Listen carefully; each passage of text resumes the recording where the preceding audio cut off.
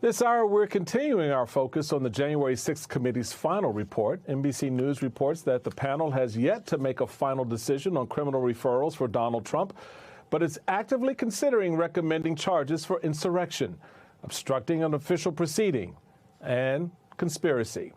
All three recommendations are possible, but three different sources involved in the January 6th committee's deliberations tell NBC News that a final call has not been made yet.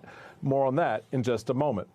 But first, we have to talk about Republican House Leader Kevin McCarthy. Yes, we have to talk about Kevin. You've heard Never Trumpers? Well, what about Never Kevins? A group of 5 members of McCarthy's own party are vowing to stick together against him, threatening his candidacy for House Speaker, while simultaneously tearing the GOP apart. Republican Congressman Andy Biggs, Matt Gaetz, Bob Good, Matt Rosendale, and Ralph Norman have made a pledge: so goes one, so goes all, meaning McCarthy will have to flip all 5 of these Never Kevins in order to become Speaker. That's because Republicans have a slim House majority. McCarthy can only lose 4 Republicans if he wants the votes for the Speaker's gavel, meaning he won't get it without their support. It's no surprise, then, that McCarthy's getting increasingly desperate. This week, he made the unusual move of pushing the races for committee leadership spots until after the Speaker's elections on January 3rd. The thinking is that McCarthy could use that as leverage to lock down support from disgruntled members. Remember, McCarthy has been on a years-long quest to become House Speaker, and now, less than 3 weeks before the vote that would seal the deal for him, he can't get his own party on his side. The Wall Street Journal editorial board put it best, quote, "Republicans are the gang that couldn't shoot straight except at one another. They can't even find the votes to elect the GOP Speaker, much less agree on budget strategy or much of anything else." Joining me now is Democratic Congressman Ted Lieu of California. He is a member of the House Judiciary and Foreign Relations Committees. Congressman, it's good to see you again. Let's start with that Speaker vote. What's your reaction to the GOP disarray at this point? Thank you, Michael, for your question. Right now, we have Democrats in array and GOP in disarray.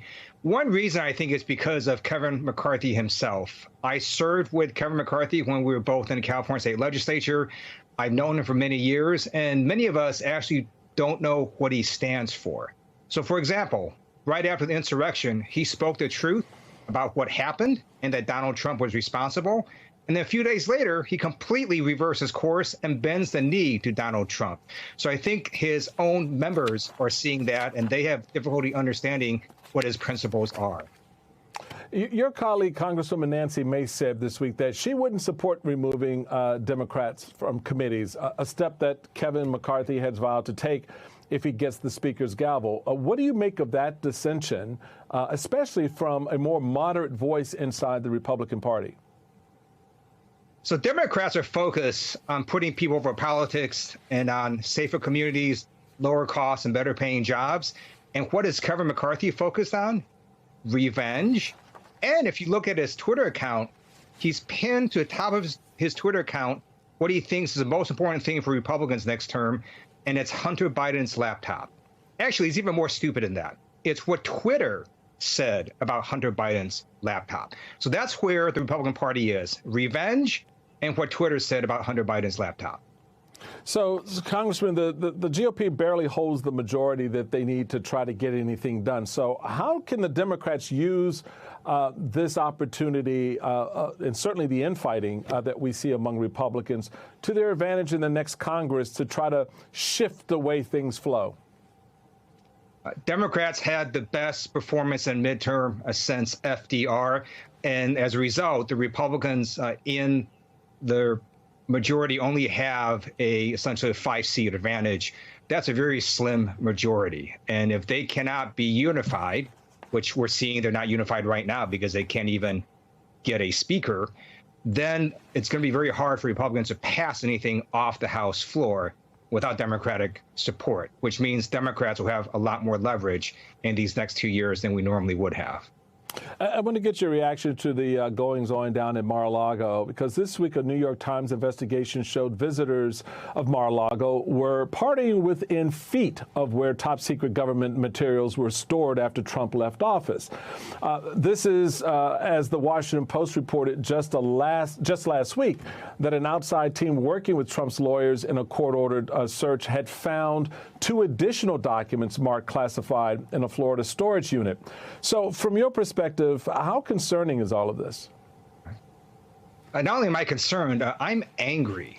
I had a security clearance before Congress. I served in active duty United States military. Anyone who has security clearance that came even close to doing what Donald Trump did would be in prison. And in fact, we sent a federal employee to prison earlier this year because she brought some secret documents to her hotel room. Donald Trump's actions are far worse. He had documents way above the secret level at the SCI top secret level, and they were all over the place at Mar-a-Lago. It is an embarrassment to the United States of America of Donald Trump when he can't even get his act together and keep these documents in a classified location at a SCIF. But to have it all over Mar-a-Lago is a federal crime. So, talking about federal crimes, the NBC News is reporting that the January 6th committee is actively considering recommending 3 potential criminal charges against Trump, including insurrection and others. Do you support those recommendations if they go forward with them?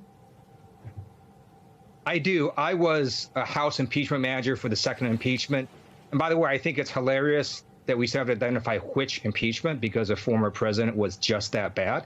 But it was very clear that in that proceeding that Donald Trump got people to come to Washington, D.C. on January 6th for the purpose of stopping the certification of the election for Joe Biden by Congress. And so that is a federal crime. Essentially, conspiracy to defraud the United States government is an action that interferes with a legitimate governmental activity, and Congress certifying the Electoral College results was a legitimate governmental activity, and also obstructing an official act, which in this case was that certification, is also a federal crime.